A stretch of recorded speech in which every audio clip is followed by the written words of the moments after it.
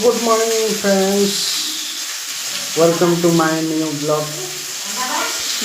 तो आज ब्लॉग आज आम देखू मिक्स।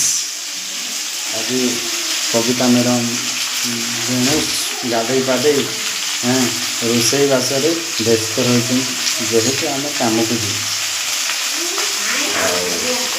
देखते आज मिक्स तरकारी बनी आज सब पिज बिलाती कचा लंका ये नाड़ी पड़ी कुंदरी पड़ी